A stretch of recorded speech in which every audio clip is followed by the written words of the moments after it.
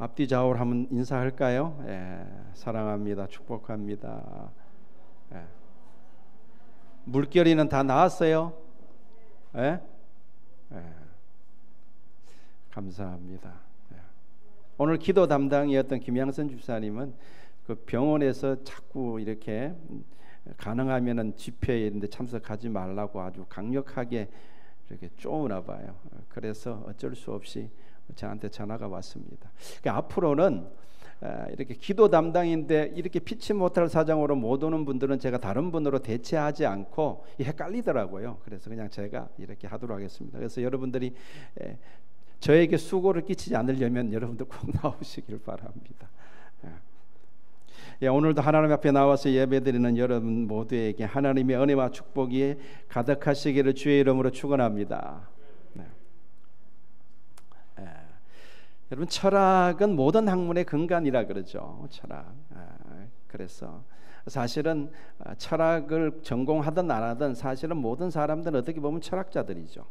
그렇게 말할 수가 있습니다. 그런데 이 철학은 크게 두 가지 질문에서 보통 출발한다고 그럽니다.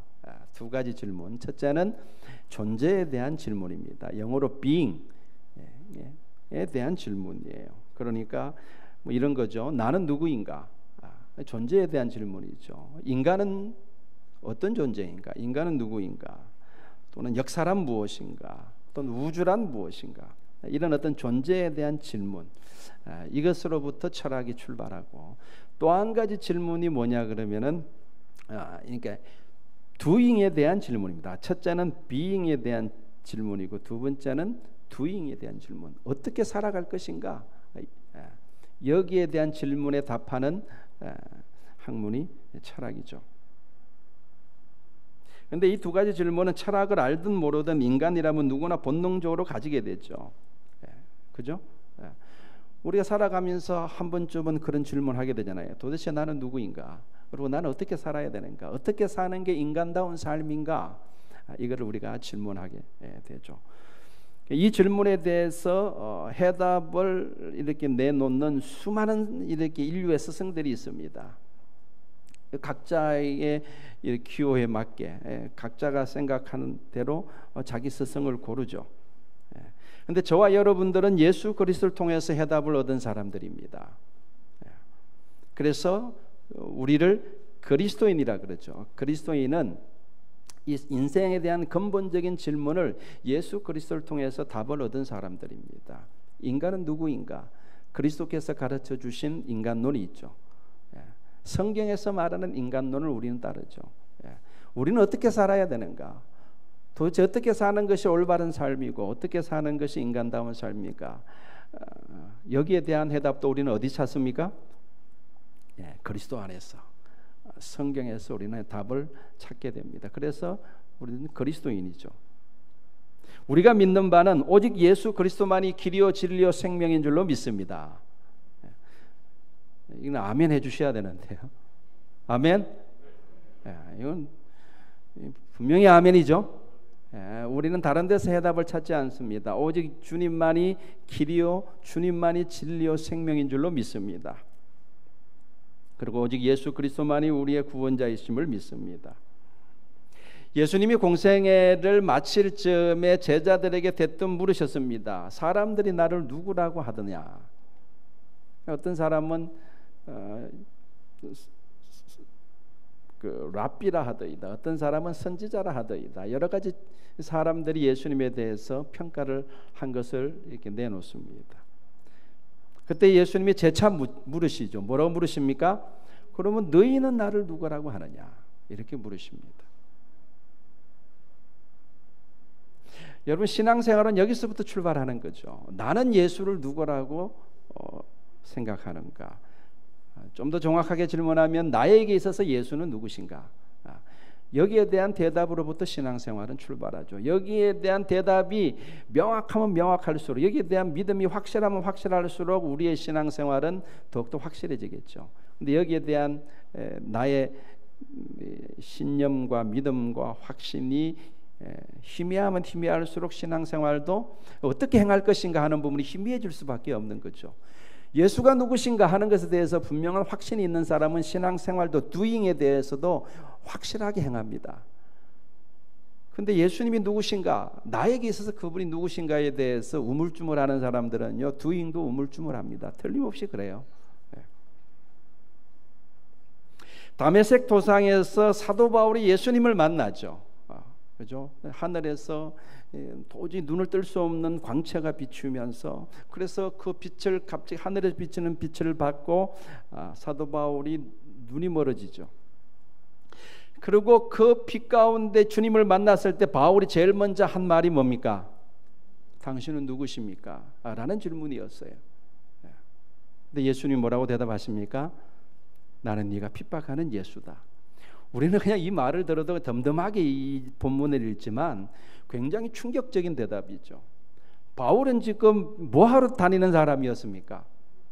예수 믿는 사람들 잡아 죽이러 다니는 사람들이었고, 예수가 하나님께 죄를 지었고 이런 신성 모독자였고 이단 알아서 하나님이 처단하셨다, 십자가에서 죽이셨다고 믿은 사람이 바울이에요.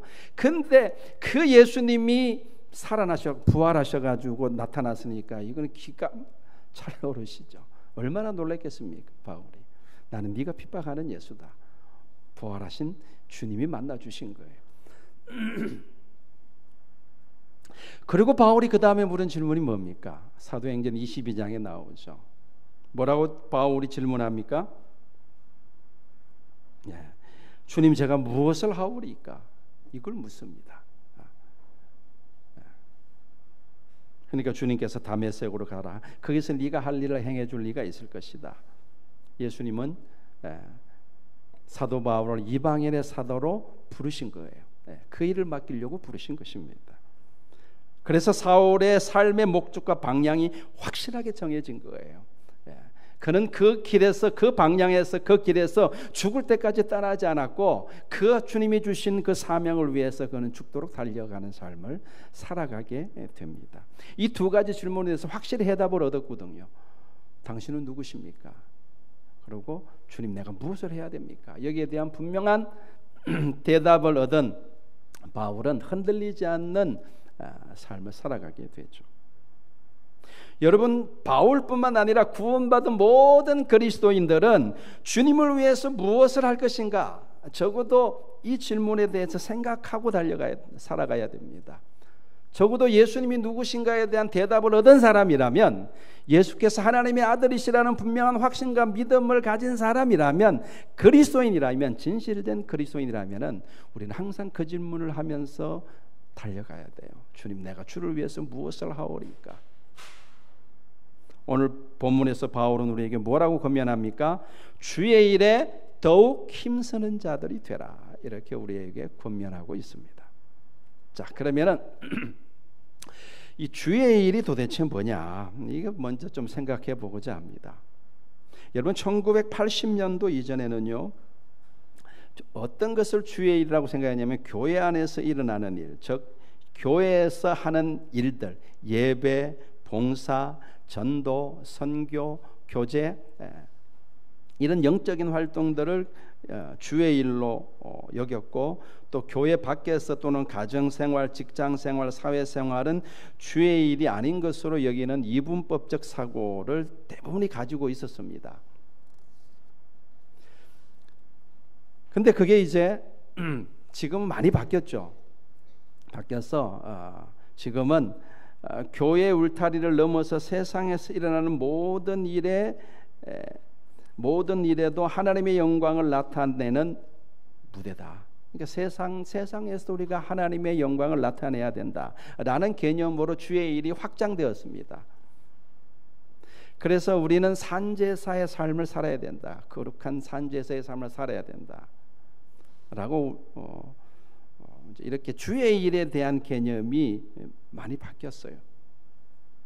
그래서 걸어다니는 예배당이라는 성전의 개념이 확장된 것입니다. 빌리 그레함의 아내 루스 그레함은 부엌에다가 문구를 하나 붙여놨어요. 이곳에서 하루에 3번씩 성스러운 일들이 일어난다, 이런 문구를 써놓고 가정일을 가사를 돌봤다고 합니다. 그러니까 가사일도 주님의 영광을 나타내는 주의 일이라는 것을 스스로 상기시키는 것이죠. 그렇습니다. 이것은 뭐 분명히 진리인 것은 틀림없습니다. 그리스도인은 교회 생활뿐만 아니라 교회 밖에서 일어나는 모든 삶의 영역에서 하나님의 영광을 나타내고 살아야 될 줄로 믿습니다. 그런데 이 세상에서 일까지 주의 일로 여기다 보니까 또 무슨 단점이 지금 일어나고 있냐 그러면 성도들이 교회 섬기는 일이 소홀해지고 있는 거예요. 이게 오늘날의 현실이에요. 주의 일의 개념이 너무 이렇게 확장되어지고 세속화되어지다 보니까, 그러니까 아무 데서나 하는 걸 다 주의 일이라고 여기는 이 잘못된 오해들이 또 확산되고 있어요. 이거는 문제죠. 분명히 우리가 주의 일을 교회의 울타리 안에 가두어서는 안 되는 것은 분명합니다. 우리가 주의 이름을 하는 모든 것이 주의 일일 수 있습니다. 그러나 이것이 와전되어서, 이것이 잘못 곡해되어서 내가 하는 모든 일들이 다 주의 일인 것처럼 착각을 하고, 또 교회의 일이 또 교회 안에서 하는, 교회가 하는 일들이 소홀히 되는 것은, 이것은 결코 하나님의 뜻이 아니라고 봅니다. 오늘 바울이 본문에서 말하는 주의 일에 힘쓰라 그럴 때는 확장된 개념이 아니에요. 여기서 말하는 주의 일은 교회가 하는 일들, 다시 말해서 복음 전하는 일을 가리킨다고 봐야 됩니다. 부활하신 예수 그리스도를 전하는 일, 좀 좁혀서 영적인 일, 주께서 우리에게 부탁하신 일들을 가리키는 것이 분명합니다. 바울은 빌립보서 2장 21절에서 이렇게 염려하면서 말합니다. 사람들이, 성도들이 다 자기 일을 구하고 예수 그리스도의 일을 구하지 않는다고 말합니다. 지금 바울은 선교 사역을 하고 있어서 바울 혼자 할 수 없잖아요. 그래서 많은 동역자들이 필요합니다. 그런데 사람들이, 성도들이 자기 일에 다 바빠가지고 이 주의 일, 다시 말해서 복음 전해서 영혼 구원하는 이 일에는 잘 신경을 쓰지 않는다는 거예요. 그걸 바라보면서 안타까워하는 마음으로 그런 글을 쓰는 거예요. 사람들이 다 자기의 일을 구하고 그리스도 예수의 일을 구하지 않는다.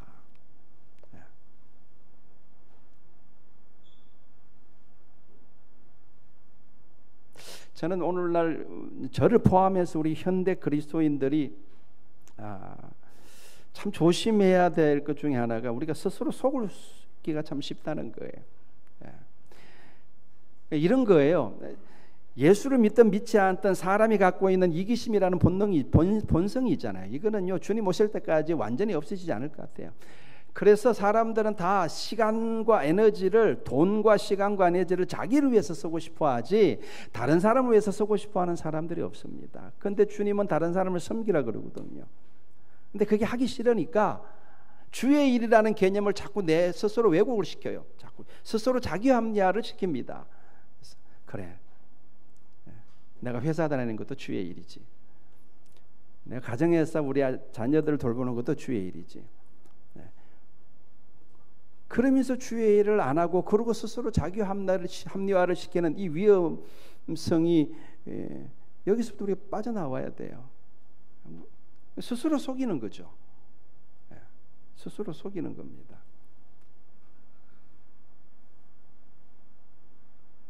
사도 바울에게 있어서 주의 일은 주님을 위한 영적인 활동을 말해주는 제한적인 의미인 것이 분명합니다. 그래서 우리는 주의 일에 대한 개념을 다시 교회 중심으로 재설정할 필요가 있습니다. 하나님의 일은 크게 보면은 가정과 직장, 세상에 섬기는 일반적인 형태의 어떤 그런 보편적인 섬김도 있지만, 바울이 말하는 주의 일은 교회가 하는 사역을 가리킵니다. 다시 말해서 하나님 나라 확장과 영혼 구원을 위해서 헌신하는 것을 말하는 거예요. 그러니까 예배와 봉사와 섬김, 전도, 선교, 기도에 동참하는 것, 그게 주의 일이죠. 우리가 주의 일을 너무 이분법적으로 이렇게 생각하지 않고 통넓게 생각하는 건 좋은데, 그거를 핑계 삼아서 정말 우리가 주님을 위해서 해야 될 일들을 우리가 소홀히 한다면 그거는 스스로 속는 거다, 그렇게 생각을 합니다. 바울은 오늘 본문에서 주의 일에 더욱 힘쓰는 자가 되라고 권면합니다. 더욱 더 힘쓰는 자가 되라.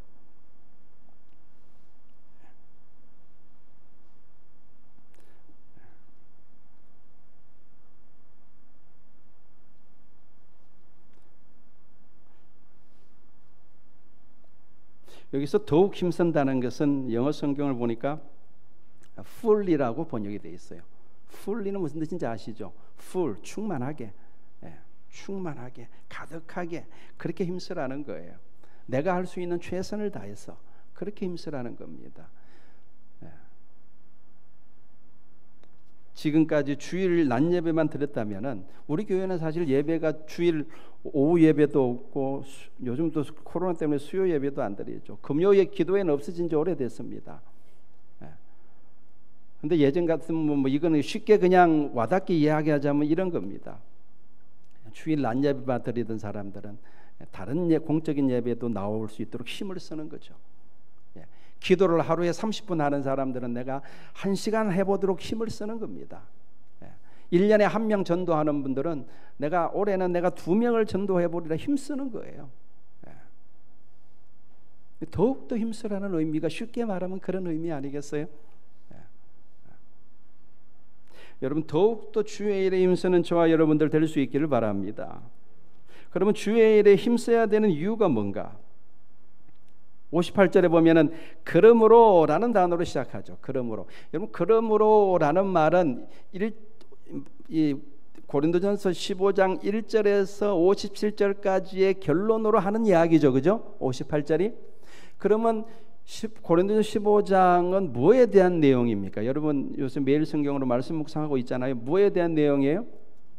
부활에 대한 내용이죠. 부활에 대한 소망을 우리에게 이야기를 해주고 있습니다. 고린도전서 15장은.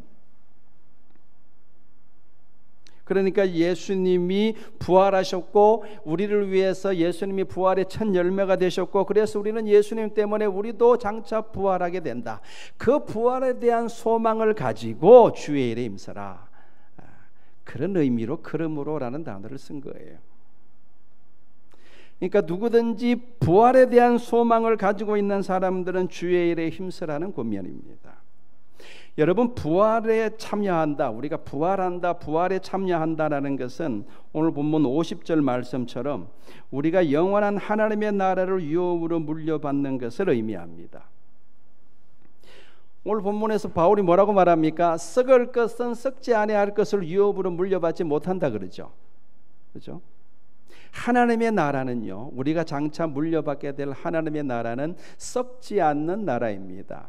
썩지 않는 나라라는 것은 무슨 뜻입니까? 영원히 무너지지 않고 영원히 없어지지 않는 나라라는 거예요.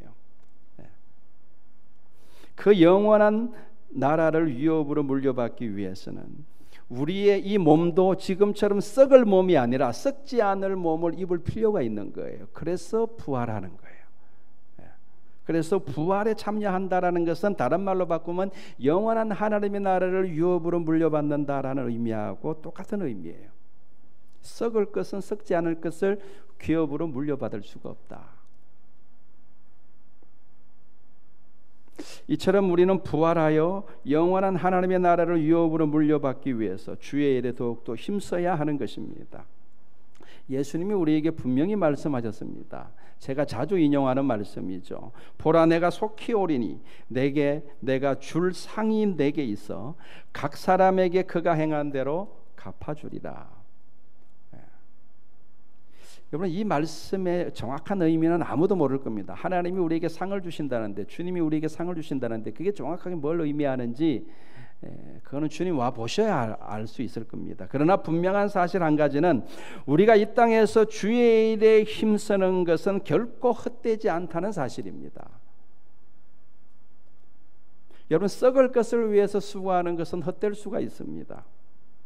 그러나 주를 위해서 헌신하는 것은 결코 헛되지 않습니다. 반드시 주님이 주시는 상이 있는 줄로 믿습니다. 주님 안에서 형제된 자들 가운데 지극히 작은 소자에게 물 한 잔 준 것도, 냉수 한 잔 대접한 것도 상을 잃지 않을 것이라고 주님이 말씀하셨습니다.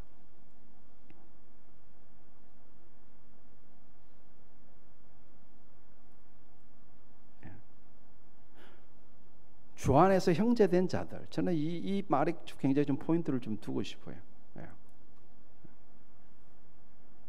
그만큼 우리가 이 땅에서 주를 위해서 수고하고 헌신하는 일들은 하나님께서 하나도 잊어버리지 않고 다 기억하신다는 이야기죠. 결코 헛되지 않습니다.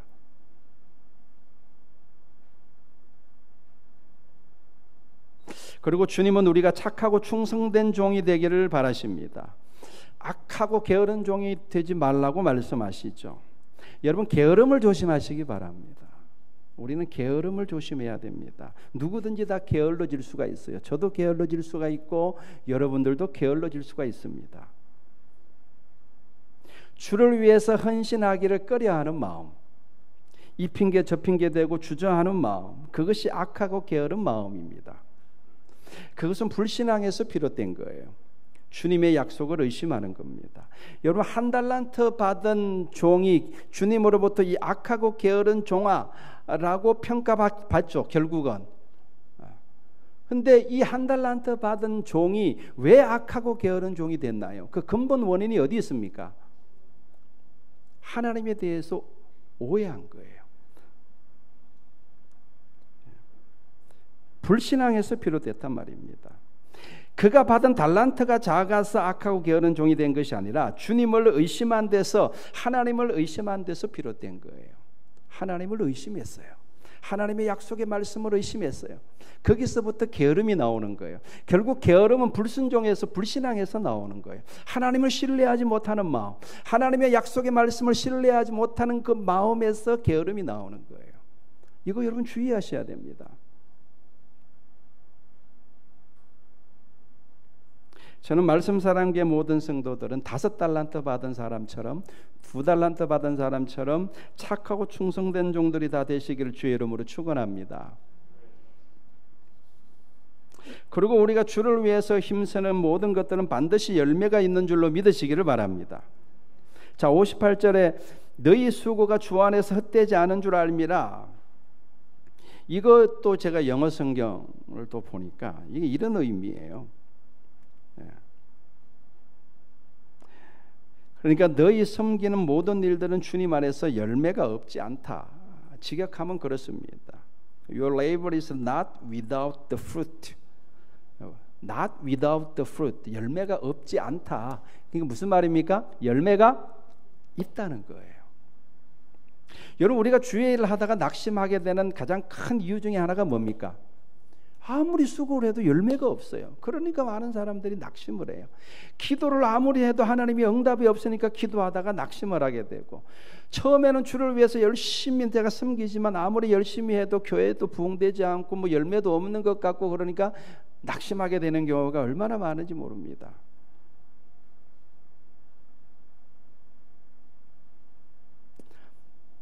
우리 교회가 창립 20주년을 맞이했는데 20주년 동안 정말로 초창기부터 계신 분들도 계시죠. 20년 동안 정말로 열심히 주를 위해서 헌신했는데 교회가 그렇게 부흥하지도 않고 뭐 열매가 없는 것 같아가지고 낙심하고 있는 분들이 계실지 모르겠습니다.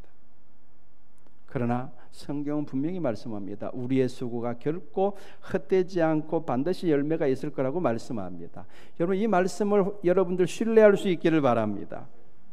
250년 전에 노르웨이에 거주하던 한스 에게더 목사님이라고 계셨는데, 이분이 그린랜드, 저 북쪽에 있는 얼음으로 덮인 그 대륙, 그죠? 그린랜드 지역에 바이킹의 후예들이 살고 있다는 소식을 듣고 복음을 전가하러 갔습니다. 근데 실제로 가보니까 에스키모인들이 살고 있는 거예요.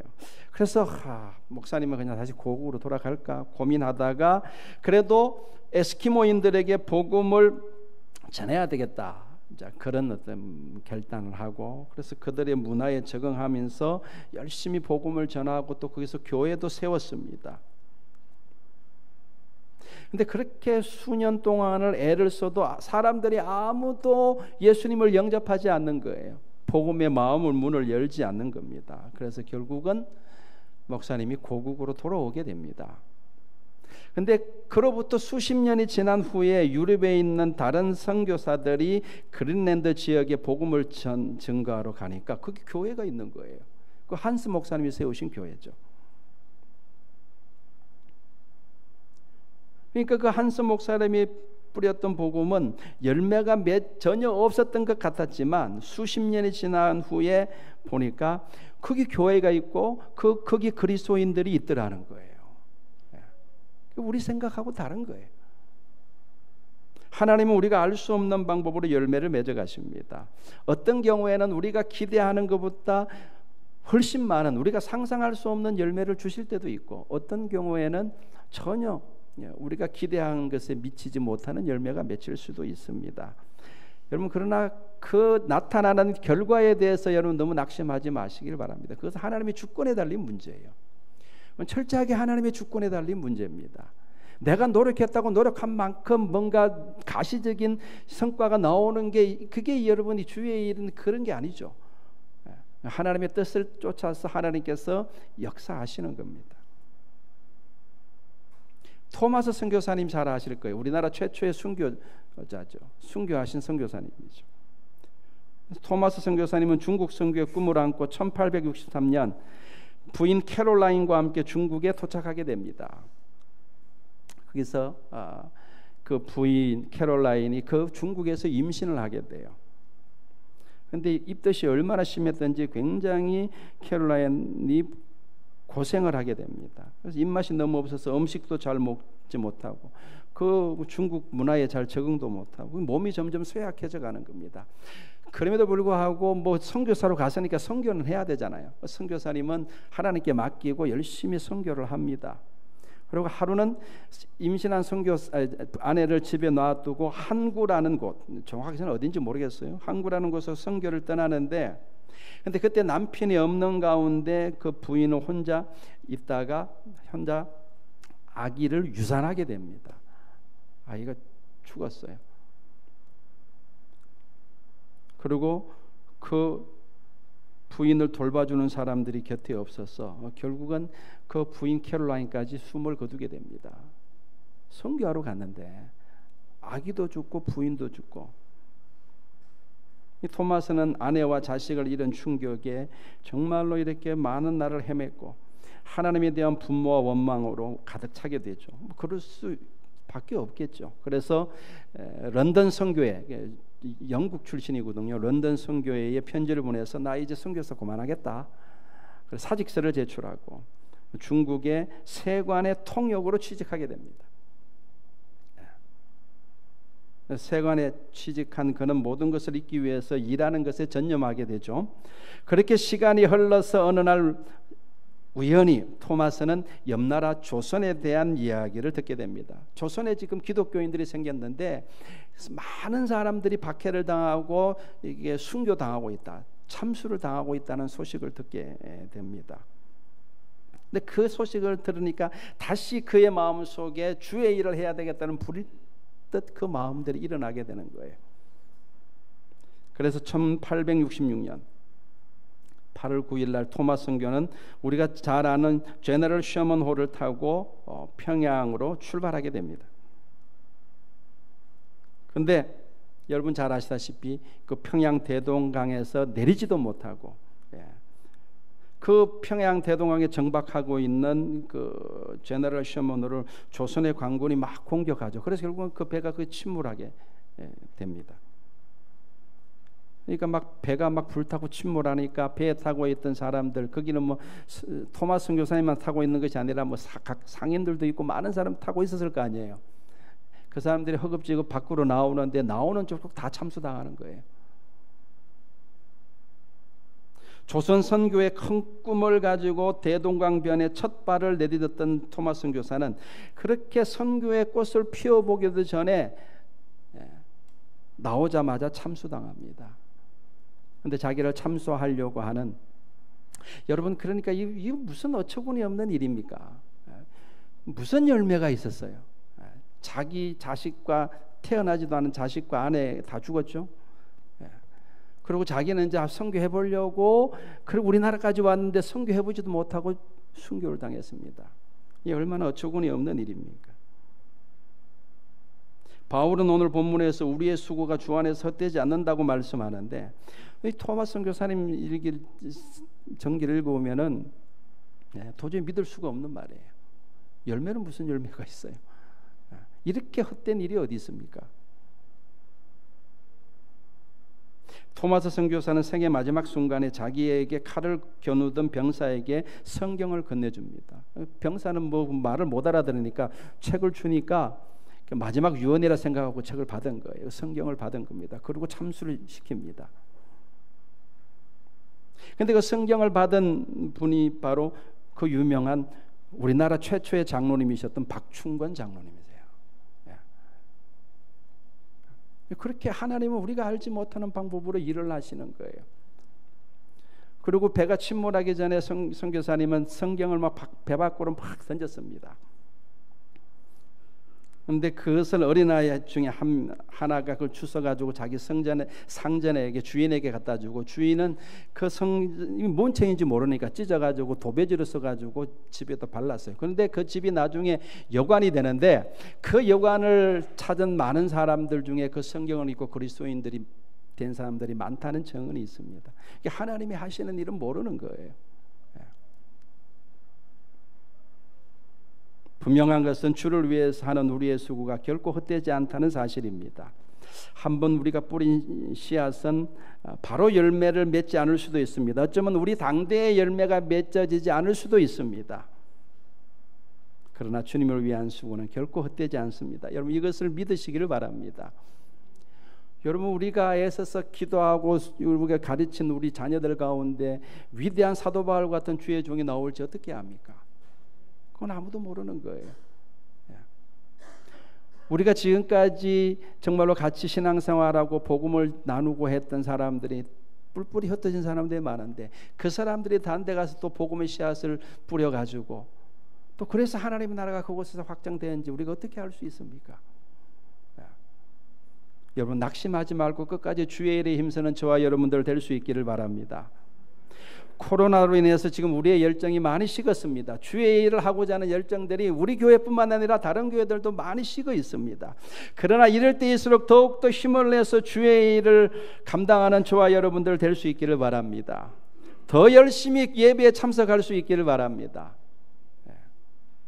지금은 여러분들 예배에 참석하지 않을 수 있는, 예배에 참석 안 하고 싶으면 안 할 수 있는 절호의 기회잖아요. 옛날에는 눈치 봐야 돼. 요즘 눈치도 뭐 볼 필요도 없어요. 코로나 때문에 못 갑니다. 그럼 끝이에요. 그러니까 우리가 게을러지기 쉬운 이때에 우리 정신 바짝 차리고 더욱더 힘써서 예배에 참석하는 저와 여러분들 될 수 있기를 바랍니다. 그리고 여러분, 더 많이 기도하시길 바랍니다. 더 많이 기도해야 돼요. 그리고 헌금도 여러분들 경제가 어려워가지고 뭐 헌금이 점점 줄어든다 이런 이야기도 많이 들리는데, 이럴 때일수록 더 많이 헌금하실 수 있기를 바랍니다. 더욱더 열심히 힘을 내어서 주의 복음을 전하는 우리 말씀사랑교회 모든 성도들 될 수 있기를 바랍니다. 이 모든 것들은 힘든 영적인 싸움입니다. 그런데 이 힘든 영적인 싸움은 우리가 싸울 가치가 있음을 우리가 알지 않습니까? 가치 있는 싸움이에요. 힘든 싸움이긴 하지만 이 영적인 싸움에서 승리하는 저와 여러분 될 수 있기를 바랍니다. 힘들 때마다 십자가에 달리신 예수님을 바라보시기를 바랍니다. 부활하신 예수님을 바라보시기를 바랍니다. 그리고 주님 다시 만날 날을 바라보면서 주 안에서 더욱더 사도 바울의 권면처럼 주 안에서 더욱더 주의 일에 힘쓰는 저와 여러분들 되시기를 주의 이름으로 다시 한번 축원합니다. 기도하겠습니다. 거룩하신 우리 아버지,